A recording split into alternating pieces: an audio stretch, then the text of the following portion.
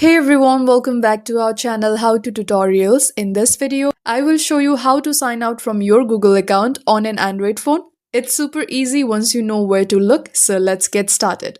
First, open your phone settings, scroll down and find this option called Accounts and Backup, or sometimes it's called Passwords and Accounts, depending on your phone brand.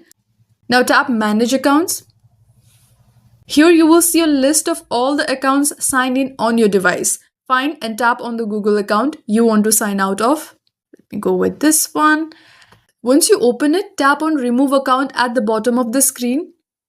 And then a message will pop up asking for confirmation. Just tap Remove Account again.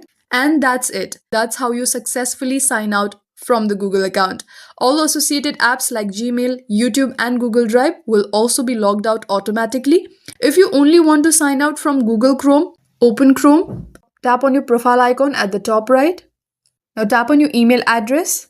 Scroll down. Now choose Sign Out at the bottom. This will only log you out from the browser, not the whole phone. And there you go. That's how you easily sign out from your Google account on Android. If this video helped you, don't forget to like and subscribe for more quick mobile tips. Thank you for watching and I will see you in the next one.